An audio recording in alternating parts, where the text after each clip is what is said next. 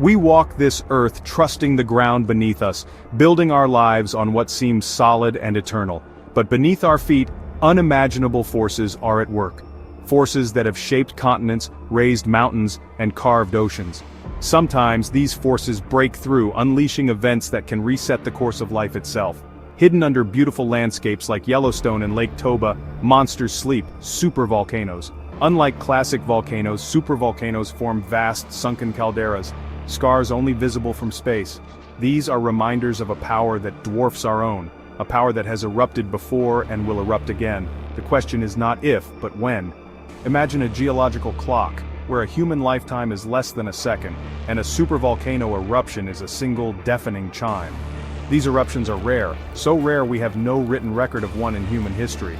Yet the evidence is there, locked in rock and ice, telling stories of sudden, catastrophic change, stories of darkness, cold, and survival against all odds. We worry about daily struggles, look to the stars for answers, but perhaps the greatest threat lies in the molten heart of our own world. The sleeping giants are stirring, their breath measured in the rising ground, the heat of hot springs, and the trembling earth. We live in the time between the chimes of that geological clock. What will we do when the next one sounds? What happens when the earth itself decides to exhale? Our sense of permanence is an illusion. The ground beneath us is alive, restless, and sometimes it reminds us who is truly in control. Supervolcanoes are not just geological features, they are existential threats. Their eruptions are planetary events capable of changing the world in an instant. We are passengers on a living planet, and the ride is far from over. The next eruption could come in our lifetime, or in 1,000 years. But the clock is always ticking. The giants beneath our feet are not gone, they are only sleeping. And one day, they will awaken. The question is, will we be ready? What makes a volcano super? It's all about scale. Scientists use the Volcanic Explosivity Index, or VEI, to measure eruptions. A VI8 is the maximum, an eruption so massive it can bury continents. To be a supervolcano, a system must be capable of ejecting over 1,000 cubic kilometers of material. These aren't the classic cone-shaped mountains, instead they're vast calderas, landscapes defined by what's missing. When they erupt, the ground collapses, forming massive depressions. Yellowstone's caldera, for example, stretches over 50 kilometers, evidence of past violence. Beneath these calderas lies a colossal reservoir of magma, simmering just below the surface. Supervolcanoes are scattered across the globe: Yellowstone, Toba, Taupo, the Phlegrean Fields, and more. Each is a geological time bomb. The fuel comes from deep within the earth. Plumes of superheated rock melt the crust, magma accumulates, and pressure builds for thousands of years. Eventually the crust fractures, and the planet unleashes its fury. This isn't just an eruption, it's a planetary event. The last Yellowstone eruption was 1,000 times more powerful than Mount St. Helens. Toba's eruption nearly wiped out early humanity. These events are rare, but their impact is global. When a supervolcano erupts, it's not just a local disaster, it's a world-changing event. The Earth reminds us of the power it holds in reserve. We live in the shadow of these giants, often unaware. Their silence is deceptive. The next eruption could reshape civilization. Supervolcanoes are the ultimate wildcards in Earth's story. Their eruptions are moments when the planet rewrites the rules, and we are left to pick up the pieces. Imagine the day a supervolcano erupts. Today. It starts with a shudder. The ground swells, earthquakes swarm, geysers erupt unpredictably. Warnings are issued, but the scale is unimaginable. How do you evacuate a region the size of a country? Suddenly the crust gives way. Massive vents rip open, fountains of magma and gas rocket skyward. The caldera's roof collapses, forcing molten rock out with explosive force. A column of ash, rock, and gas blasts into the stratosphere, 30 miles high. The eruption generates its own weather. Lightning flashes in churning clouds, a dirty thunderstorm. The roar is continuous, deafening, heard thousands of miles away. For those nearby, day turns to night in moments. The sun vanishes behind a turbulent black sky. The eruption column collapses, creating pyroclastic flows, avalanches of hot gas and ash moving at hundreds of miles per hour. These flows incinerate everything in their path, burying the landscape under feet of ash. Cities vanish instantly. There is no escape. This is not just a disaster, it's a regional extinction event. the world changes in hours. The eruption's fury is relentless. Survival is a matter of luck and distance. The planet has unleashed its power. The age of man meets the age of geology, and geology is winning. The world will never be the same. In minutes, the world for hundreds of miles around the eruption is erased. Pyroclastic flows sterilize the land, vaporizing everything: forests, rivers, cities. The kill zone extends for 100 miles in every direction. Beyond, ash falls like a biblical plague, coarse, heavy, and deadly. Cities are buried, roofs collapse, power lines snap, and machinery grinds to a halt. The air becomes unbreathable, filled with toxic gases and microscopic shards. Evacuation is impossible. Roads are buried, airports shut down, communications fail. People are trapped, isolated in their homes or shelters as darkness smothers the world. First responders become victims. Survival is a desperate struggle. Rivers are dammed by ash, new lakes form and burst, landscapes are rewritten. The eruption pumps trillions of tons of material into the sky, fueling a global catastrophe. For survivors, the world shrinks to a single room, a basement, a shelter. The only sounds are falling ash and muffled cries. The age of man is overpowered by the age of geology. The landscape is unrecognizable. The world has changed forever, and the disaster is only beginning. The catastrophe quickly goes global. Ash particles caught by jet streams spread across continents. Within days, the United States is blanketed in ash. Within weeks, the northern hemisphere is shrouded in gray.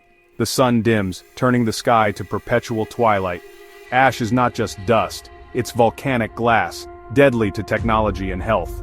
Jet engines fail, air travel ceases, satellites are damaged, power grids collapse. The modern world unravels at astonishing speed. Breathing becomes dangerous, respiratory illnesses skyrocket, ash contaminates water, poisons rivers and lakes, and acid rain falls worldwide. The shadow crosses oceans, uniting the world under a veil of darkness. Sunlight drops, photosynthesis fails, and the world grows colder and quieter. This is the start of a new dark age, literal physical darkness. The eruption may last days, but its consequences will last a generation. Civilization is plunged into crisis. The world is changed, not just for years, but for decades. The spreading shadow is relentless. Humanity faces a challenge unlike any before. The age of light is over. The age of ash has begun. The eruption injects sulfur dioxide into the stratosphere, creating a global haze of sulfuric acid droplets. Sunlight is reflected away, and the planet cools rapidly, a volcanic winter. Global temperatures drop by 5 to 10 degrees Celsius, with some regions seeing even greater declines. Summers become as cold as winters, snow falls in July. Growing seasons vanish, and agriculture collapses. Crop failures are immediate and widespread. Famine follows. The world's food supply crumbles as monsoon cycles are disrupted and drought spreads. The sulfuric haze lingers for years, trapping Earth in a cold twilight. Ice caps advance, sea ice expands, amplifying the cooling. Humanity faces a decade-long ice age. Global trade collapses, nations hoard resources. The fight for survival becomes a fight for food and warmth. The world we knew is gone. Civilization is tested as never before. The volcanic winter is relentless. Only the resilient will endure. The volcanic winter triggers ecological collapse. In the oceans, phytoplankton die, starving the marine food web. Acid rain kills coral reefs and shell-forming creatures. The seas become barren. On land, ash smothers plants, cold and darkness prevent recovery, forests and grasslands die, animals starve, and mass extinction unfolds. Humanity faces famine, conflict, and the collapse of civilization. The struggle for resources leads to chaos and violence. Governments fall, social structures crumble. The world reverts to a primitive state, a desperate fight for survival. The greatest danger is not the volcano, but what we do to each other. The web of life unravels. History shows we've survived such events before, but only barely. The Toba eruption nearly wiped out humanity. Now billions are at risk. The planet will recover, but at a terrible cost. The age of abundance is over. The age of survival has begun. For survivors, life is unrecognizable. Civilization centers shift to small, resilient communities, often in geothermally active or equatorial regions. Daily life revolves around finding food and warmth. Agriculture is reinvented underground, bartering replaces money. Knowledge is preserved in books, and libraries become temples of wisdom. Technology is a mix of primitive and salvaged advanced tools. Trust and cooperation are essential for survival. The world is smaller, harsher, but life endures.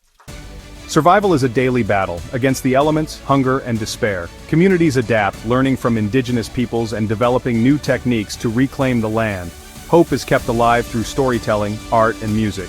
Conflict over resources is inevitable, but so is cooperation. Nature begins to recover. Pioneer species reclaim the land and life slowly returns. Humanity is changed, but not defeated. The world is different, but it is still alive. Acts of kindness and ingenuity shine in the darkness. The struggle is ongoing, but so is resilience. Life finds a way, even in a transformed world. The future is uncertain, but hope remains. Centuries pass and the planet heals. The sun returns, ice retreats, and rain washes away the last of the ash. New rivers carve through volcanic deposits, green returns to the land. Ecosystems are rebuilt by the descendants of survivors, hardy, adaptable, and resilient. Humanity is humbler, wiser, and more connected to the earth. The caldera becomes a sacred place, a reminder of nature's power. The knowledge of the old world is rediscovered and put to new use. The cycle continues. Magma gathers deep below, the clock ticks on. The Earth has endured worse and always recovers. For the planet, it was just a bad day. For humanity, it was the end of one world and the beginning of another. We survived, changed forever. The next chime will come, someday. The children of survivors will wonder if they'll be ready. The story of Earth, and of us, goes on.